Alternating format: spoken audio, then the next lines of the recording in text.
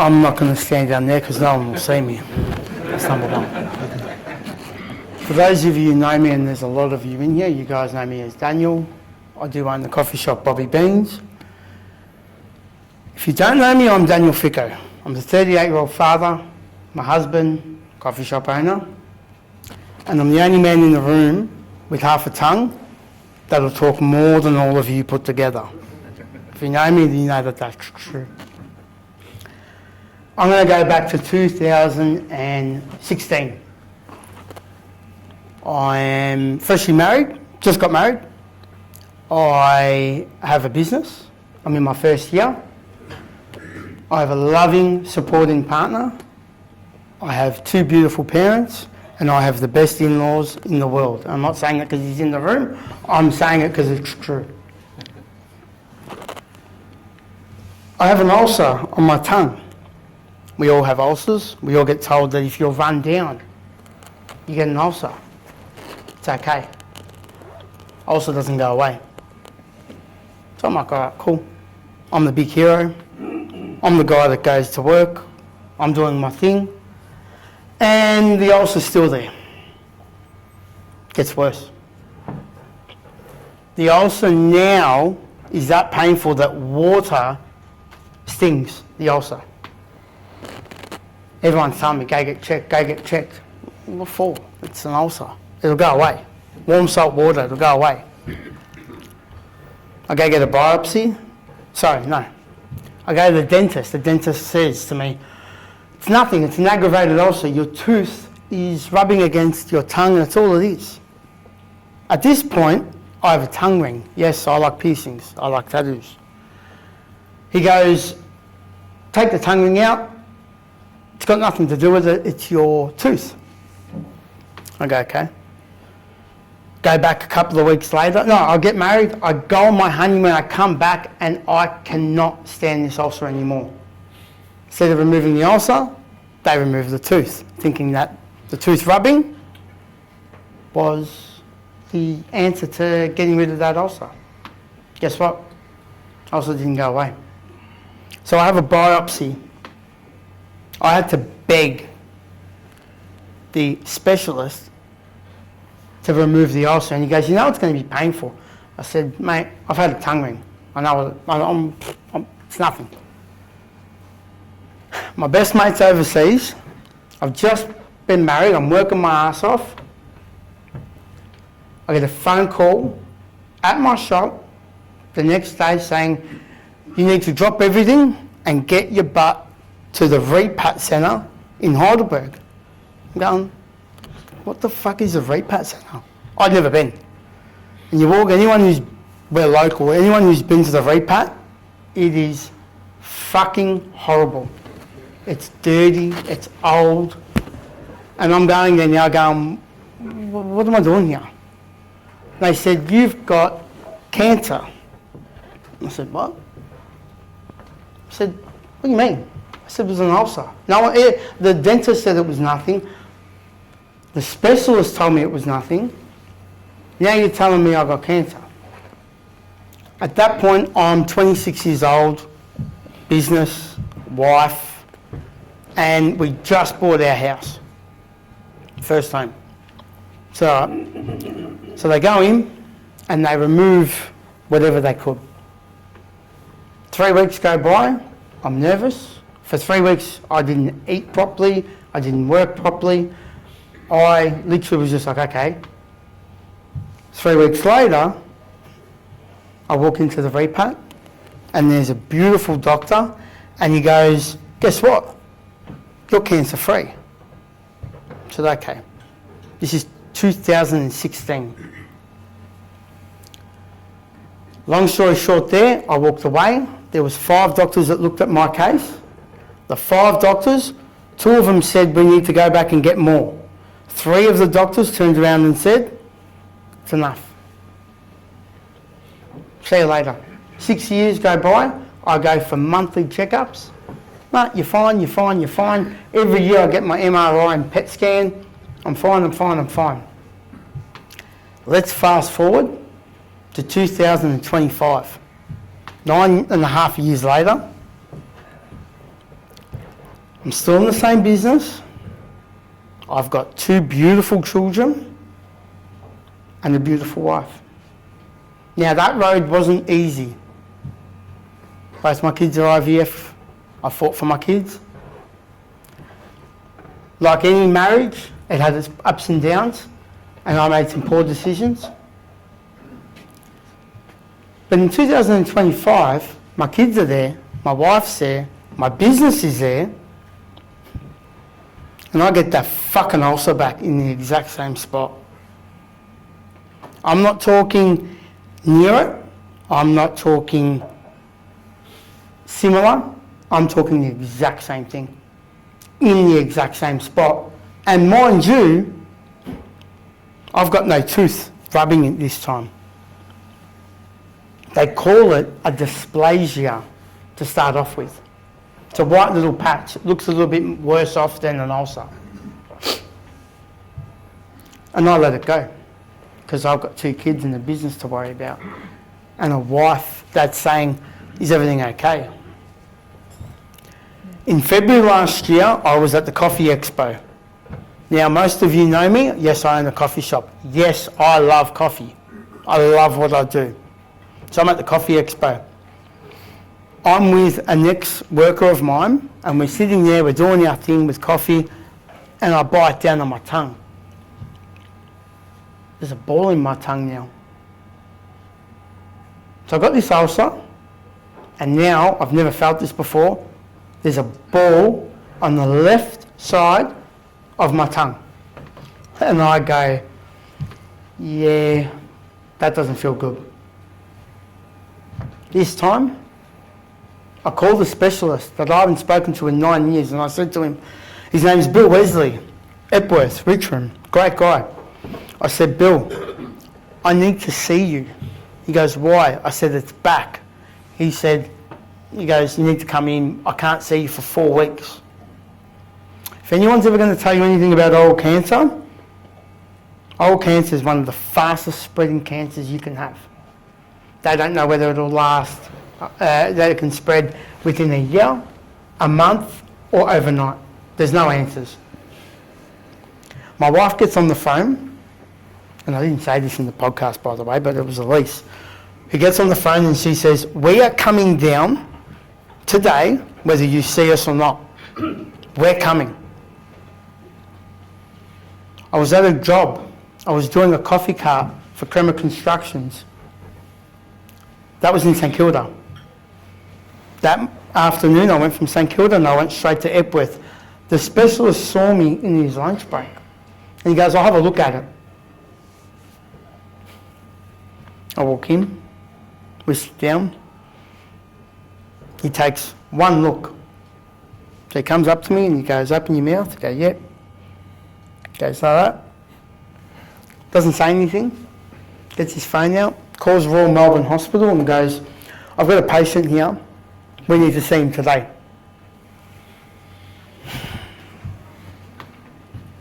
I just got goosebumps just thinking about that moment.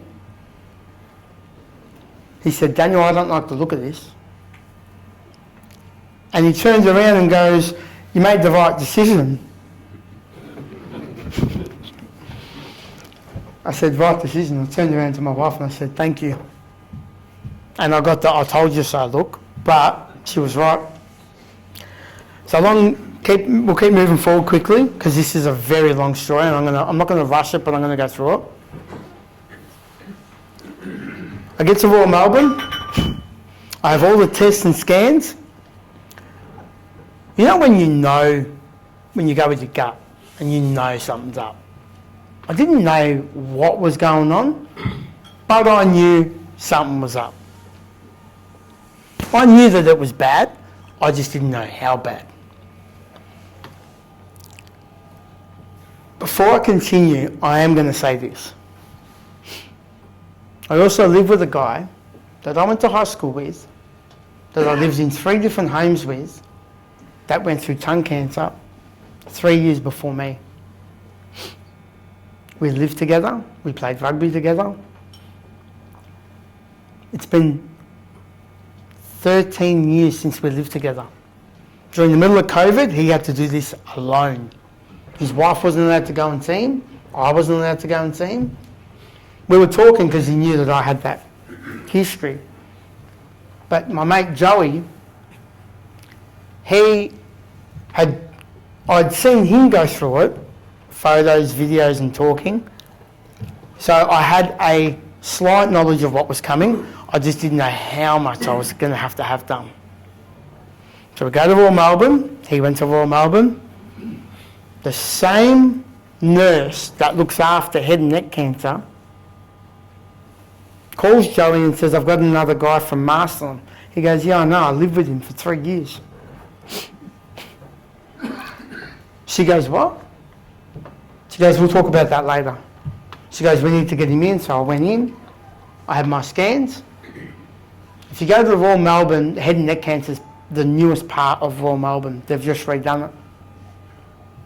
They've redone it because head and neck, and especially oral cancer, is the fastest growing cancer in the world that we are not talking about. But yet, if you go to Royal Melbourne now, the newest part is head and neck cancer. So you go in, you sit down, and they've got your results, and the young doctor turns around and says, what do you think it is? And I said, I think I've got, it's called squamous cell carcinoma, and I think I need some work done. And he just nodded his head and he said, yep. So I look at the lease, we both have a bit of a cry. And I now have 2 kids, a business, a wife, mates. I've got godchildren. And I know that I'm about to have half my tongue removed. Now, when you think about eating dinner tonight, drinking your beers and your wine, I'm in the fucking food industry. I'm in coffee. I need to know what it tastes like. It's what I do for a living. It's what I'm passionate about.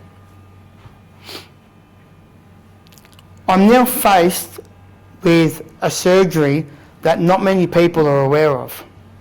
It's called a hemiglossectomy.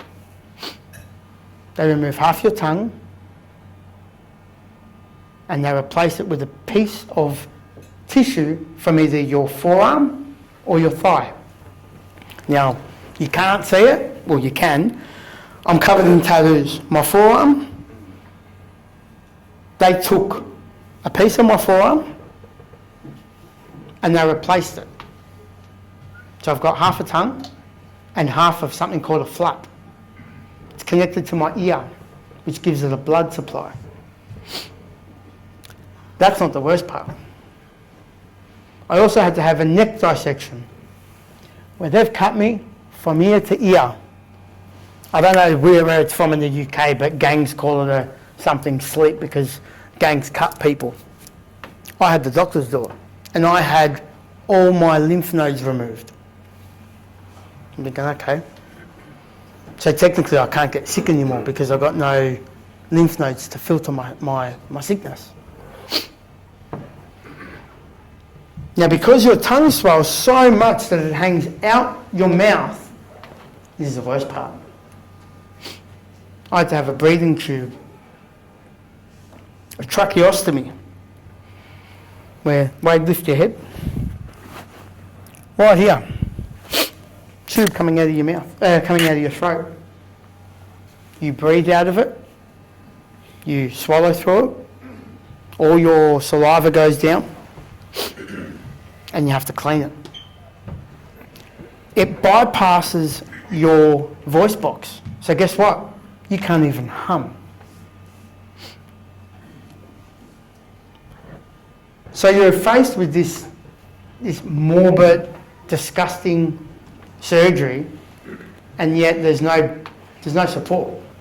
The doctors don't know what it's like at home. You don't know what you're going to sound like. You don't know what you're going to look like. You don't know if you can taste. You don't know if you can speak. 14 months ago on Wednesday, I had that surgery. And now I can talk.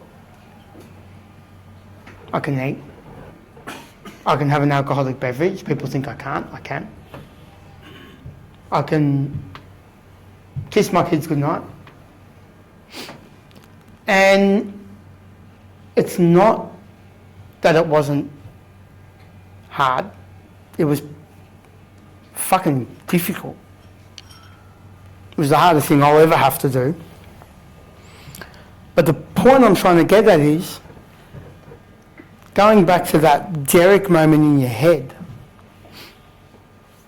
when someone tells you you can't, or you can't, you know, this is the way it is, I didn't accept that. The doctors told me that it would take 12 months for me to get back to work, and it would take me 2 years to be fully functional. Yes, I have a lisp. Yes, I still grow hair in my mouth, because the hair from my forearm grows in my mouth.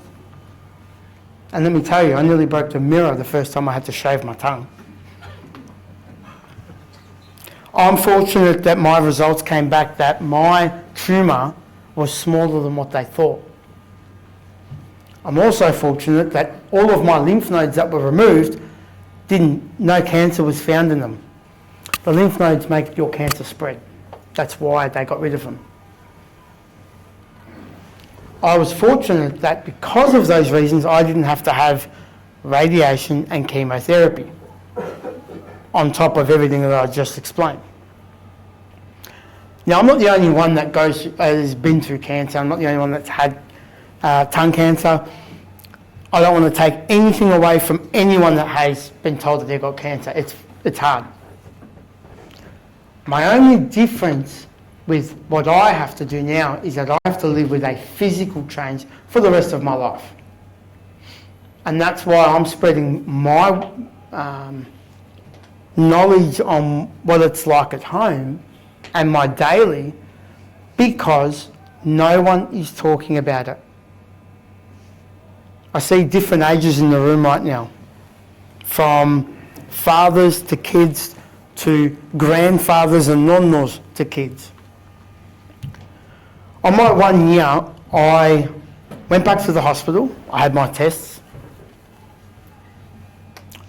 I got to go and thank the nurses in the ward that helped me for 2 weeks. It was the most rewarding thing I've ever done, to say thank you to the women that looked after me. We've said it before, we're proud men. I had to have drainage tubes. I had to have a catheter. I had to be washed. Again, I'm a proud person. I went into hospital. We go to hospital, why? To get better. I walked into hospital knowing I was coming out worse off. Let that sink in for a sec. We go to hospital to get better. Yet, I walked in at 5:30 in the morning for a 12.5-hour procedure. Said goodbye to my wife. I woke up that night. I couldn't move my neck. I couldn't lift my neck up. I couldn't talk. I couldn't breathe out of my mouth. When you cough, that feeling. Put your finger there and you cough. You go, all of a sudden, that's how I was breathing.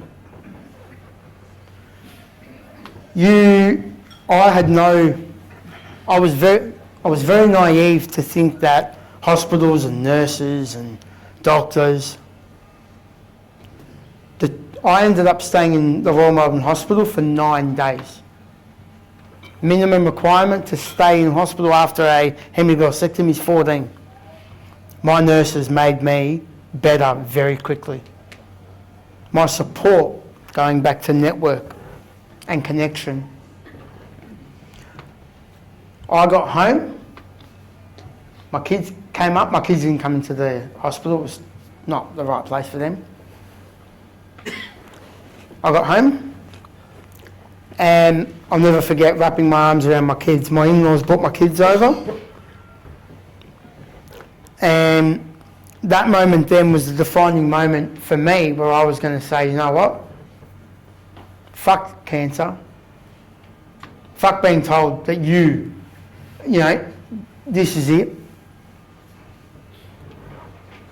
I had so much to live for and pursue that I wasn't going to let this define me. 9 weeks go by. Guess what? I get really bored at home. So what do? I go back to work against all the doctor's orders. Doctor said take 12 months. I took 9 weeks. 9 weeks, stitches in, and guys, you're in the room, you saw me. I had to have a cast on to let this skin graft heal. And then all of a sudden, this tall, tattooed man walks in. And his son's got a red t-shirt on, which I knew was the school across the road, Bellevue Primary. I haven't seen Wade. It was our 20-year anniversary while I was in hospital for school. I haven't seen Wade for 20 years. We weren't mates at school. We never had beef. But we knew each other, and it was like, I looked at him, fuck, Wade just walked in. Wait a minute. Wade's going to look at me and expect me to talk to him. I can hardly talk. So Wade comes up, and I'd seen the red t-shirt, and I knew instantly because my wife's the Italian teacher. She teaches the whole school, so I knew she taught his son. And all of a sudden, I said, hey, how you going? He goes, yeah, I'm good, how are you? I said, I've got half a tongue, but I'm good. Ever since then, he's introduced me to this Not Today Derek. And why I want to spread my message is to help people, but he's helping me get my message out. So anyone in this room, and the message is clear. If you have anything in your mouth that lasts longer than 2 weeks, go get checked. The quicker you get onto this, the quicker you can deal with it, and hopefully it doesn't spread.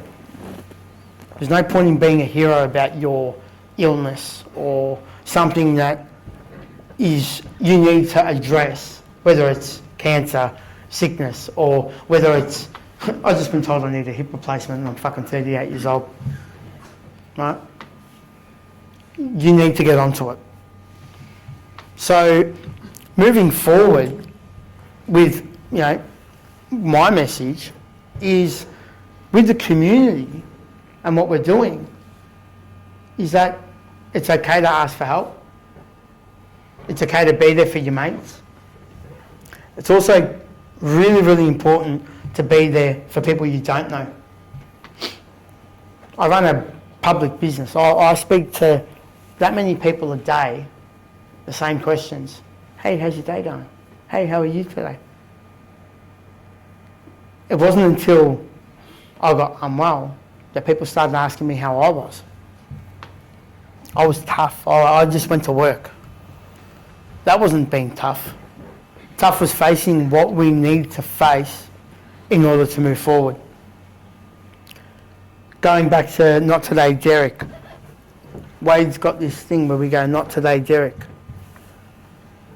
If you get up and you don't want to do something and you know it's good for you, come up with your own way of saying, Not Today Derek. Just tell yourself, no, I'm not going to do it. I'm going to do it. Taking the easy road out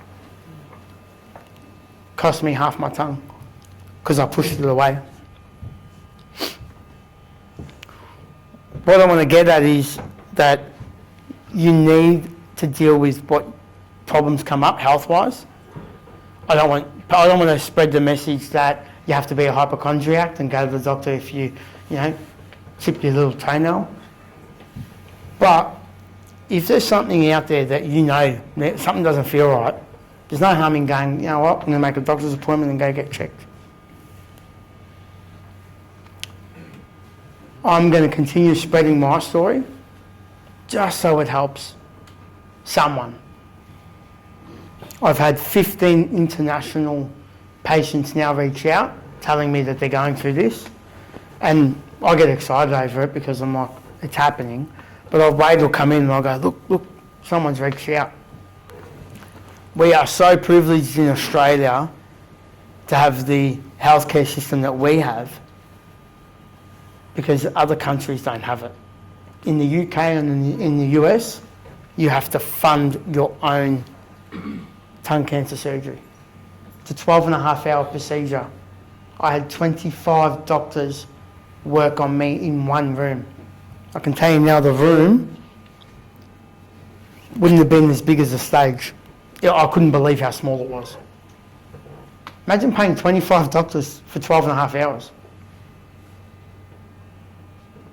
I didn't pay a cent. I walked into Royal Melbourne, I walked out, nothing. For 3 weeks after I got home, they paid for in-home doctors to come every day to help me. We complain about our government, we complain about the way things are going, but I'm here to say the Royal Melbourne Hospital saved my life, and they did it well. There was no questions about, I couldn't get this, I couldn't get that. If I needed something, they were onto it. What annoyed me was I pay all this private health cover, and that didn't help me one bit. The Royal Melbourne Hospital did. So now I'm advocating for Royal Melbourne. Peter Mac Foundation. I was very fortunate enough that I had a friend and his wife worked in Peter Mac, and I walked in and she guided me through what I was in for, because I was booked in for the radiation. And then when I got there, this German doctor turns around and goes, "You're not having radiation." I said, "What are you talking about?" He said, "When you have radiation, you lose your hair, because they go around your mouth. You lose your taste. You lose the enamel on your teeth, so your teeth will never be the same." He said, "You don't fit the criteria for any of these things."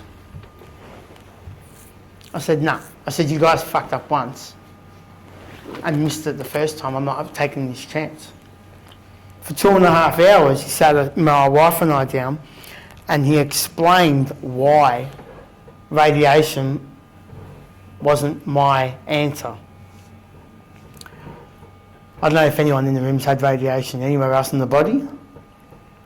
In your mouth, you can only have radiation once. So I'm clear of cancer. It hasn't spread. I'm booked in for radiation daily for 6 weeks. If anyone tells you, I've just learned how to talk again, and I'm about to go in. All across my mouth, burns, ulcers, to kill whatever is left over. And this doctor's telling me no, and I'm going, "No, I want it." He turns around and he goes, "All right, I'm going to put it to you this way." 2.5 hours told me all these medical things. He goes, "You got a gun. You got 1 bullet left." The reoccurrence rate of tongue cancer is unknown, because majority of people diagnosed with tongue cancer are between the ages of 70 and 90. Now, I'm not calling you guys old, but I know you guys are closer to that age than me. In that statistic, 95% of them smoke and drink. I was a smoker back in the day. I also love whiskey, so I drink. He said, "You've got 1 shot at this. If we use it now, that you don't need it," he said, "you've got nothing else. If it comes back, good luck." I looked at my wife and I said, "I'm not having radiation now." I've documented every single piece of this journey of mine. Everything. from the good times and from the really tough times. When I say I ran out of Peter Mac Foundation that day, I don't have any photos, no videos of us talking about it.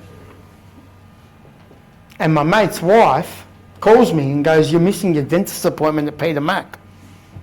I said, "Rose, they let me go. They said I don't need it." She turned around and said, "Sorry?" She said, "No one gets told that once you're booked in for radiation, you're not having it." And I said, the doctor who she knew said, "Go home, because you're done." And in an instant, in that moment, I was told to go and live my life. And then, bang, I went home. If there's something that you need checked, please go and check it. Has anyone got any questions for either Wade or myself? Just in case. Any questions around?